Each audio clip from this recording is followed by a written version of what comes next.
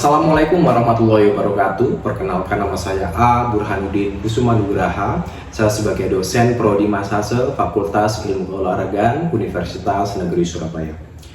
Pada kesempatan ini saya akan melaksanakan micro teaching atau simulasi pembelajaran pada mata kuliah teori dan perkembangan fitness di Prodi Ilmu Keolahragaan, di mana mata kuliah ini memiliki bobot sebanyak 3 SKS. Deskripsi singkat mata kuliah adalah sebagai berikut. Mata kuliah ini akan membahas tentang pemahaman serta penguasaan teori dan praktek fitness, baik indoor, outdoor, functional training, weight training dengan penggunaan fitness equipment yang tepat. Perkuliahan dilaksanakan dengan presentasi, diskusi, praktek, unjuk kerja, dan penyelenggaraan event. Pada mata kuliah ini dibebankan 3 CPL. Yang pertama CPL nomor 5, yaitu mampu melakukan analisis teoritis tentang hubungan antara anatomi manusia dan implementasi fungsi manusia dalam aktivitas fisik dan olahraga, khususnya dalam bidang kajian ilmu keolahragaan.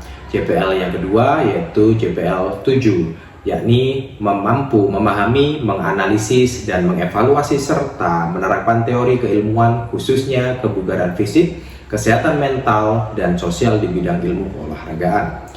Yang ketiga CPL nomor 13, mampu melakukan penelitian ilmiah yang dapat digunakan dalam memberikan berbagai alternatif penyelesaian masalah di bidang ilmu keolahragaan untuk mengembangkan dan mengoptimalisasi pembinaan aktivitas fisik dan permainan olahraga tradisional serta olahraga prestasi dalam rangkaian upaya meningkatkan kesehatan dan kebugaran bagi masyarakat, komunitas, olahraga, dan olahragawan. Sedangkan capaian pembelajaran dalam mata kuliah ini adalah: yang pertama, mahasiswa dapat menerapkan konsep anatomi dalam merancang program latihan kebugaran yang sesuai dengan kebutuhan individu. Yang kedua, mahasiswa dapat menganalisis dampak latihan fisik terhadap kesehatan mental dan sosial. Yang ketiga, mahasiswa dapat mengevaluasi efektivitas program latihan kebugaran menggunakan kriteria ilmiah. Yang keempat, mahasiswa dapat menciptakan metode baru dalam pelaksanaan latihan fisik yang inovatif dan adaptif. Yang kelima, mahasiswa dapat menerapkan teori kebugaran fisik dalam konteks peningkatan kinerja olahraga. Yang keenam, mahasiswa dapat menganalisis hubungan antara kebugaran fisik dan kesehatan mental dalam aktivitas olahraga. Yang ketujuh, mahasiswa dapat mengevaluasi dan mengoptimalkan program latihan berdasarkan hasil penelitian ilmiah. Yang kedelapan, mahasiswa dapat menciptakan program latihan yang mengintegrasikan aspek sosial, mental, dan fisik untuk komunitas olahraga. Yang kesembilan, mahasiswa dapat menerapkan pendekatan ilmiah dalam mengembangkan aktivitas fisik dan olahraga tradisional. Dan yang ke-10 adalah mahasiswa dapat menganalisis peran kebugaran fisik dalam meningkatkan kualitas hidup masyarakat. Pada kesempatan ini, saya akan melaksanakan simulasi atau micro teaching pembelajaran di RPS ini di pertemuan ke-7, di mana sub CPL-nya adalah mahasiswa mampu menciptakan metode baru dalam pelaksanaan latihan fisik yang inovatif dan adaptif. Dan indikator-indikatornya adalah kreativitas dalam menciptakan metode latihan fisik, itu yang pertama. Kemampuan mengadaptasi metode latihan fisik, itu yang kedua. Tingkat inovasi dalam pengembangan metode latihan fisik, itu yang ketiga. Berikut adalah video pembelajaran di pertemuan ke-7 di mata kuliah teori dan perkembangan fitness di Prodi Ilmu Keolahragaan. Silahkan menyimak.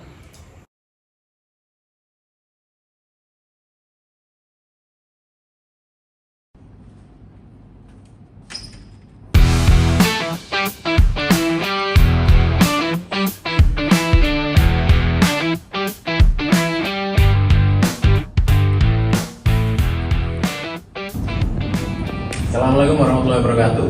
Waalaikumsalam warahmatullahi wabarakatuh. Selamat siang.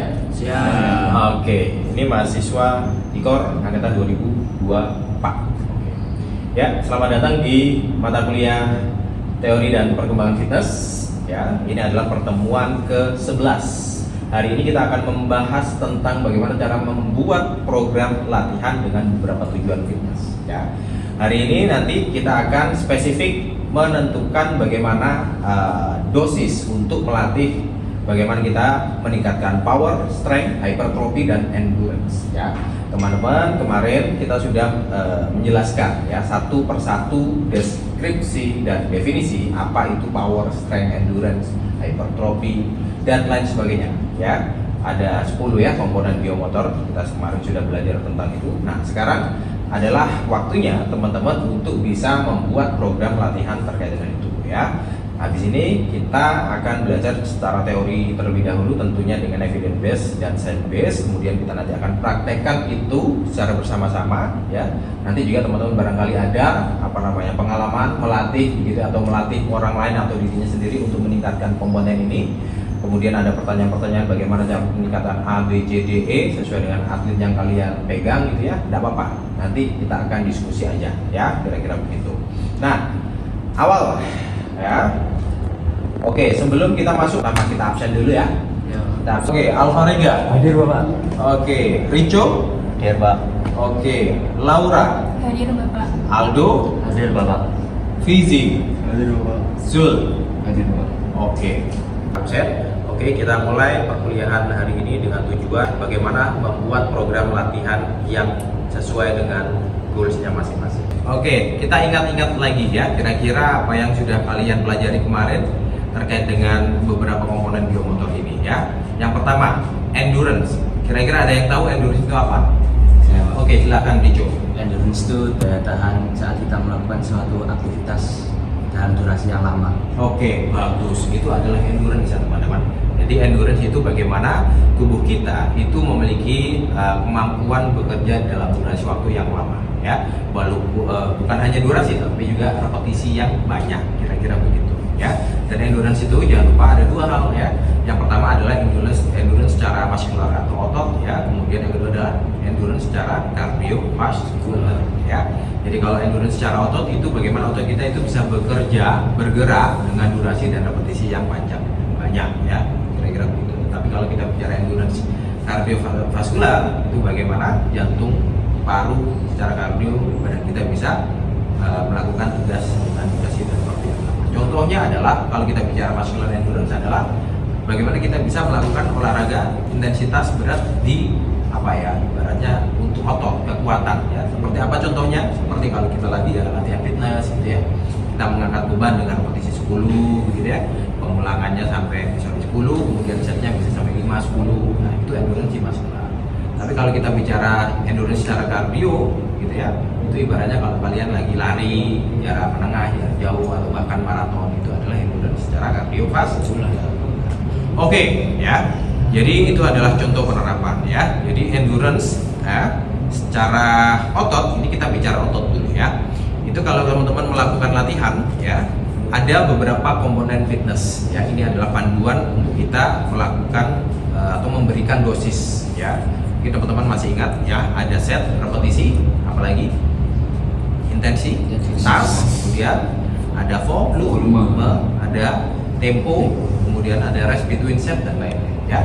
Nanti kita akan spesifik ke yang pertama mungkin set ya. Kita tahu kalau kita latihan fitness itu biasanya setnya paling 5 gitu ya.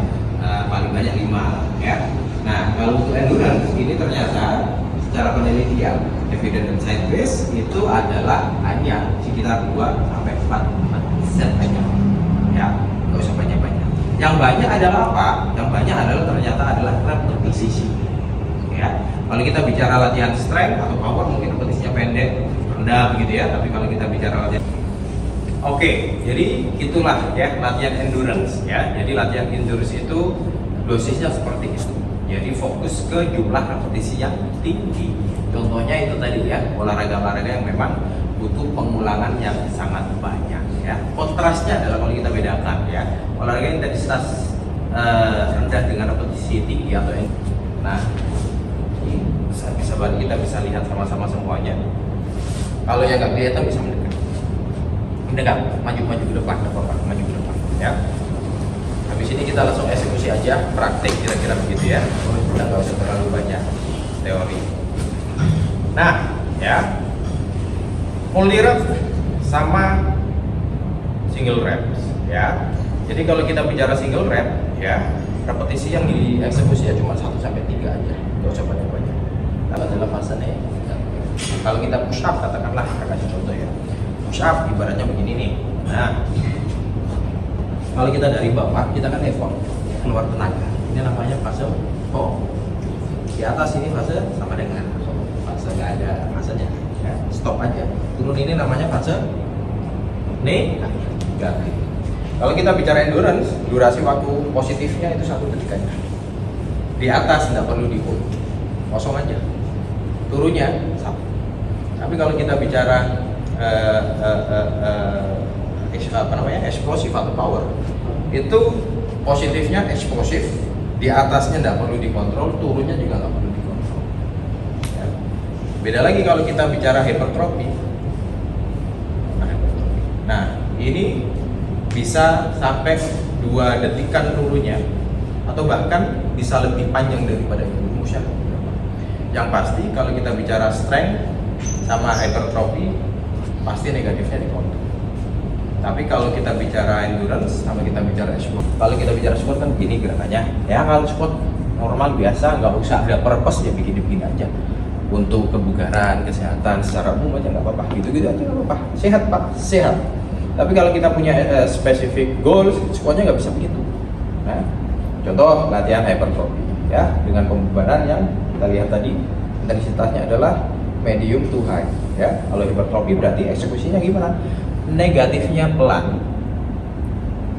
Di sini nggak usah ditahan, naiknya terkontrol, cepet tapi terkontrol. Kalau kita bicara perbandingan 1:2 atau 3, atau bisa 2:3 atau 4.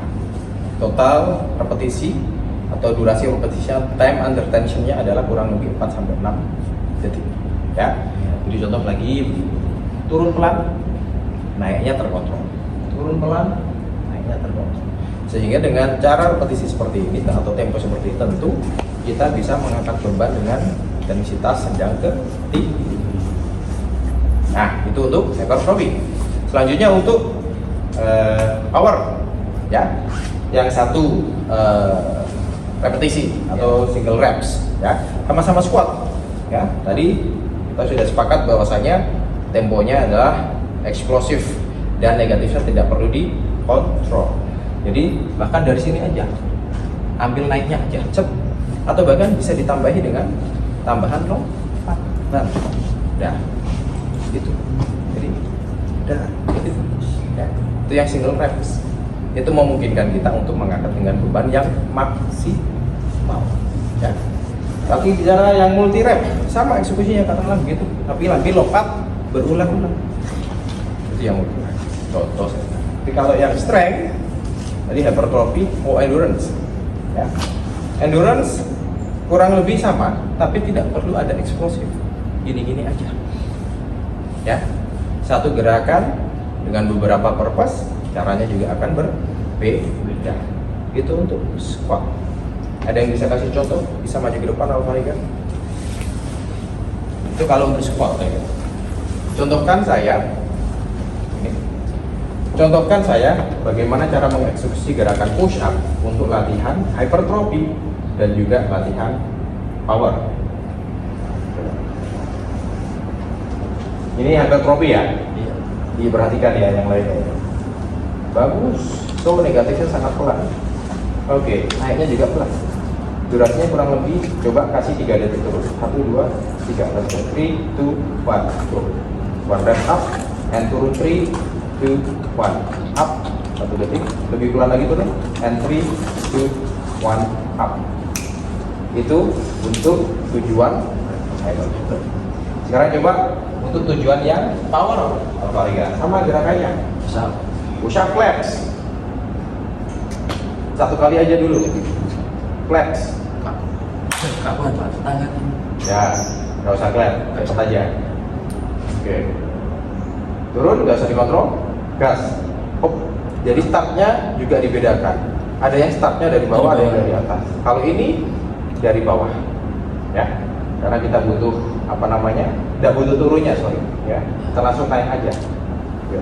Coba dari bawah dulu, mengangkat dari situ, udah diangkat dulu badannya, langsung gas, cep, nah turun lagi, taruh dulu badannya. Oke, dari situ diangkat tangannya sedikit, lihat saya, diangkat tangannya sedikit, nah baru cep, nah bisa ya begitu ya. Oke, terima kasih Rega. Ada yang mau kasih contoh lagi? Ada? Oke ya. Jadi itu salah satu contohnya. Jadi posisi awal saat kita melakukan gerakan itu juga menentukan. Ada yang squat dari bawah, tahan dulu di sini, isometrik, bang. Ada yang startnya turun dari box, lompat defisit, kemudian baru naik. Itu lagi beda. Itu namanya plyometrik. Ya. Ada lagi yang startnya dari atas seperti ini, turun set, beda. Nanti itu tujuannya pada kali. Baik, selanjutnya ya, ini kita akan mendemonstrasikan dengan gerakan yang lain. Tadi kita sudah melakukan dengan gerakan push up. Nah, ini kita coba lihat perbedaan eksekusi dari latihan hypertrophy dan latihan power. Ya, ini kita menggunakan mesin namanya Smith mesin ya, gerakan push up. Nah, sekarang coba lakukan dengan gerakan incline bench press. Pertama, kita lakukan gerakan dengan tujuan hypertrophy, di mana negatifnya dikontrol. Coba Pak Rega. Oke, pelan. Oke, and good. Lagi. Oke. Dorong. Oke. Tutup sedikit elbownya ketika turun. Ya. Oke. Dorong, buang napas. Turun lagi. Coba tambahkan feeling ketika kamu ngedorong, dorong juga punggungmu ke belakang. Pas dorong, turun dulu. Nah, dorong punggungmu ke belakang. Lebih enak loh. Turun lagi satu repetisi lagi. And go. Very good. Stop. Taruh dulu. Itu adalah latihan dengan tujuan untuk hypertrophy. Sekarang coba latihan dengan tujuan untuk eksplosif atau power ya. Bebannya kurang lebih sama lah. Yuk kita samain. Nah, startnya dari mana Rega? Startnya dari bawah. Coba turunkan dulu. Oke. Nah, dari situ nanti langsung dari tangkap lagi di bawah. Jangan dilempar. Ya. Oke, kita terus pegang. Oke, sep. Nah, turunnya nggak usah kontrol. Oke, yuk dorong. Oke, cukup. Oke, ini adalah power yang multi reps. Karena dengan beban segini memungkinkan dia untuk tetap bisa melakukan dengan repetisi yang lumayan banyak. Berapa tadi batasannya? 4 sampai ke 6 ya, atau 3 sampai 5. Nah, kita coba power yang single strike. Coba tambahin sedikit. Lagi dulu. Boleh, 5. Aman ya? Yuk, terus. Dari bawah juga Rega, 1 repetisi aja ya. Coba. Sekarang Zul coba bantu. Pegang. And let's go. Dorong. Lepas. Oke. Lagi. 1 kali lagi, 3 reps. Oke, cukup. Nah, itu adalah latihan bench press dengan tujuan eksplosif single reps. Ternyata Alfa Rega masih bisa. Coba tambahin lagi. 10 kilo lagi. Apa itu? 10. 5 Wes 10 wes. ini Dulu. sepele gitu. Iya. Oke, kita coba aja ya. Terus sampainya banyak. 2 repetisi aja Rega. Oke. Ulang. Dari bawah and stop. Gas. One more. Turun. Gak kontrol. And gas. Ada yang pegang tim di sini? Tim bola basket, tim futsal, sepak bola, atau ada yang melatih atlet pencak silat atau tinju, muay thai, anggar? Gimana Aldo? Silakan. Kalau gini, saya yang tanya aja. Aldo, biasanya agar yang dibutuhkan untuk mendapatkan poin itu di seperti apa? Kayak semacam endurance. Untuk poin itu kalau kamu harus seperti apa? Cepet-cepetan ke net, pedangnya ke Iya. body protector. Seperti itu. Ya. Artinya yang dilatih adalah kecepatan. Kamu biasanya kalau latihan, selain latihan dengan Anggar, ada latihan fisiknya nggak? Ada. Biasanya apa? Kayak strength juga, strength terus breathing. Oke. Sama endurance juga. Oke. Biasanya pakai gerakan apa? Kaki. Kaki, squat, squat. Yang Ya. tadi saya itu tadi. Terus kemudian Terus push up juga. push up, sama push up. Itu biasanya berapa repetisinya? Ya, kalau aku sih 15 menitan.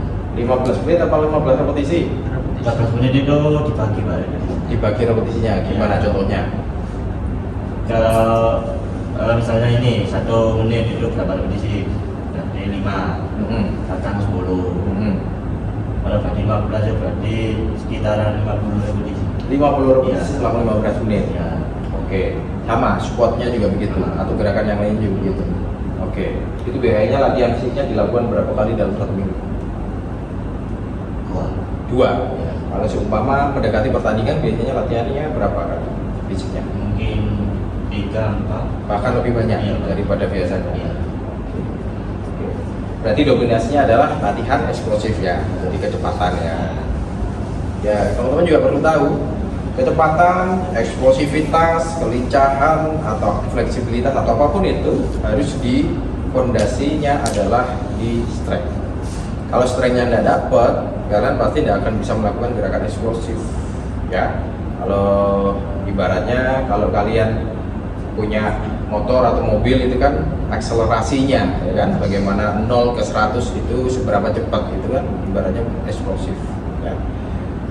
Kalau seumpama seperti itu, kalau kalian membayangkan motor gitu ya, dari 0 sampai 100 km per jam itu berapa detik gitu ya. Lek motor Supra zaman biyen, Supra E gitu, ya mungkin bisa dilakukan kok.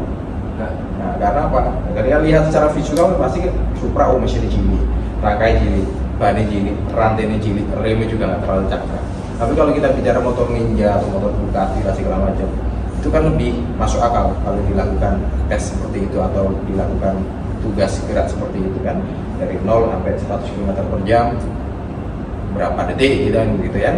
Walaupun bobot motornya lebih besar, tetapi dia juga mempunyai rangkai yang lebih besar, mesin lebih besar, ban lebih besar, pengereman juga lebih baik, dan tentunya seperti itu ya. Itu menunjukkan apa? Secara analogi, kalau kita bicara eksplosif, kecepatan, speed of reaction dan lain-lain, fondasinya harus strength. Mesinnya gede tapi rangkai cumili kayak beting, problem. Rangkai gede tapi mesinnya juga cilik, gak bisa gotong, gak bisa bawa. Nah, oke. Itu tadi adalah beberapa contoh gerakan atau latihan yang membedakan antara bagaimana latihan kita ditujukan untuk hypertrophy, strength, power, atau eksplosif. Oke. Nah, sekarang ini kita sudah mendekati akhir perkuliahan. Sekarang semuanya teman-teman tolong dicatat ya. Kita akan ada tugas untuk minggu depan ya. Tugas minggu depan adalah teman-teman mencari gerakan ya, gerakan latihan beban yang cocok untuk digunakan pada atlet sepak bola. Dan tentukan posisi pemain yang kalian latih ya, dan kebutuhannya apa dan bagaimana cara mengeksekusinya. Ada pertanyaan? Sudah cukup jelas? Oke, jadi nanti tugasnya adalah video. Jadi kalian lakukan sendiri ya. Boleh dibantu temennya, tidak apa-apa. Kalau ada tripod lebih baik. Nanti untuk aturan-aturan dalam videonya akan saya share di Cydia ya. Jadi nanti pengumpulan linknya juga di Cydia ya. Videonya diunggah boleh lewat YouTube, boleh lewat Instagram, TikTok, ataupun di Google Drive, tidak ada masalah. Yang penting nanti linknya bisa diakses oleh saya dan bisa saya nih Ya, kira-kira seperti itu. Oke, coba terakhir, Zul. Tadi kita sudah kuliah apa aja? Coba disimpulkan, singkat saja. Belajar tentang ini endurance, strength, hypertrophy dan power. Terus? Cara mendemonstrasikan setiap metode latihan itu ternyata berbeda-beda, semuanya sama meskipun tekniknya itu kayak push-up itu nggak semuanya ritme atau temponya sama. Jadi kayak misalnya hypertrophy tadi, turunnya tuh turun sama naiknya lebih lama, kayak 2 atau sampai 3 detik. Kalau misalnya kayak endurance itu cepat, jadi turun langsung naik. Oke. Ada yang mau menambahkan? Tidak ada? Oke, sudah cukup lengkap saya kira ya. Oke, baik. Saya kira seperti itu ya perkuliahan pada siang hari ini. Kita akan ketemu lagi ya minggu depan. Tentunya dengan teori ternyata masih sama RPS-nya ya. Kita mempelajari bagaimana cara membuat program latihan yang sesuai dengan tujuan spesifik ya. Mungkin minggu depan kita akan membahas tentang bagaimana cara meningkatkan daya kelincahan, kelenturan atau yang lainnya ya. Oke, baik, saya akhiri perkuliahan pada siang hari ini. Sampai ketemu minggu depan. Mohon maaf kalau ada salah kata dan perbuatan. Saya kira assalamualaikum warahmatullahi wabarakatuh. Demikian video micro teaching atau simulasi pembelajaran di mata kuliah teori dan perkembangan fitness di Prodi Ilmu Keolahragaan Fakultas Ilmu Keolahragaan dan Kesehatan Universitas Negeri Surabaya. Semoga video tersebut cukup jelas untuk bisa disimak Bapak atau Ibu penilai atau asesor dari sertifikasi dosen saya. Mohon maaf jika dalam video masih banyak kekurangan. Demikian dari saya. Assalamualaikum warahmatullahi wabarakatuh.